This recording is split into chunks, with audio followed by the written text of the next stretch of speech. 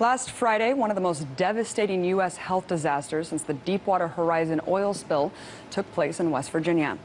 Over 300,000 residents were unable to use their tap water after the West Virginia American Water Company admitted that a storage tank of the chemical 4-methocyclohexane methanol had leaked into the city of Charleston's water supply. Now, you'd think a story that actually affects hundreds of thousands of Americans would garner round-the-clock coverage from U.S. media this weekend. But we all know that Hollywood celebrities just don't get enough airtime. Tomorrow, some of Hollywood's biggest names line in the red carpet for the annual Golden Globe Awards. You got Leo DiCaprio, you got Bradley Cooper, and you got guys walking around with food. I love Hollywood. What did you think of last night? Look, Hollywood does two things really well. One is give out awards, and the other is to themselves, and the other is to throw parties, and last night they did both. Now, to be fair, CNN was largely on the case since the beginning, but I can't say the same for the other partisan hacks on corporate television. Thankfully, the situation has improved since Friday, according to West Virginia's Governor Earl Ray Tomblin. And officials are gradually lifting the water drinking ban on a zone-by-zone basis. But what damage has already been done? And what does the lack of regulation when it comes to chemical spills mean for the future safety of the U.S. water supply? Joining me now to discuss is RT correspondent Megan Lopez, who has been at the ground at the spill site. Thank you so much for coming on, Megan. Thanks for having me. First, briefly explain what the heck that chemical that I just said is.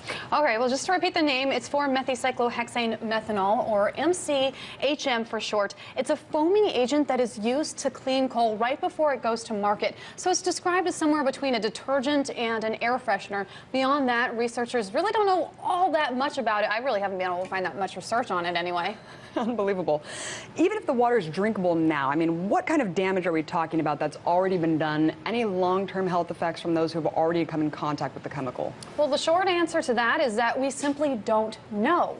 And that's because there is so little research that has actually been done on this chemical. So things that we don't know, for instance, well, let me read a statement first. The material safety data sheet for the Occupational Health and Safety Administration says no specific information is available in our database regarding the toxic effects of this material for humans.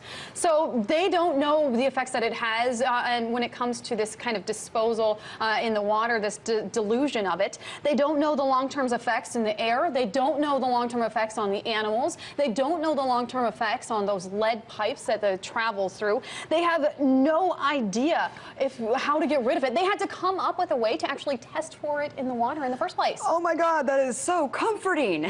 and you were saying that even on the company's website, I mean, it just is virtually no information at all available about what this is. Exactly. Unbelievable. How was the leak reported in the first place, and how did this company react when it came out? Well, it was very interesting. Just to give you a short little timeline, between 7 and 8 a.m., people started noticing a licorice smell in the air. So they started calling it into local authorities, asking them to check it out.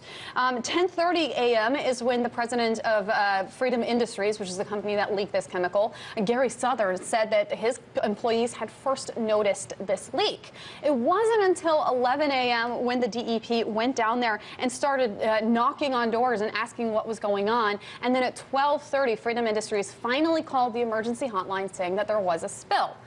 But it wasn't until 5 p.m. when residents were finally notified about this spill and that do not drink water ban was actually put on. So 9 hours people were drinking the water, using it to wash their hands, their dishes, their clothes, everything under the sun. And they had no idea that this water was potentially toxic. Now, in terms of how the company responded, they had promised, Gary Southern had promised in a Friday briefing to be transparent. However, that statement and that consequent press conference was anything but transparent. He actually tried to walk away 2 times from the press conference and then came back, answered a couple of other questions, but they haven't put out a statement since. Well, take us through how this actually happened, Megan. This seems to be the age-old question, isn't it? How does something like this happen with safety inspections and, you know, supposedly oversight on these sites? Well, there is supposed to be oversight. However, I can tell you for this specific site, there has not been an inspection since, get this, 1991. It was a different company under a different name with a different owner. Now, the reasons for that, the reason it hasn't been inspected since 1991 is because this site wasn't subjected to most regulations. Because it's a storage facility, industry and not a processing or manufacturing facility. The site really it fits in this kind of apparent loophole between who should be regulating it, and as a result, it really hasn't been regulated. Now, the EPA also doesn't regulate above-ground chemical storage sites for many industries, but it does ask them to have some kind of a backup plan, which is usually dumping it in the river if there is some kind of catastrophe.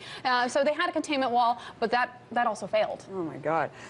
You know, I can't help but notice that during my research today on this spill, first, of course, the numbers were much higher, and then now it's saying, you know, the ban is being lifted on a zone-by-zone basis. I'm just wondering, do you think it's possible that the governor is trying to kind of alleviate and quell the hysteria, and that it potentially isn't as safe as people are making it out to be? I mean, we don't even know what the hell this chemical is.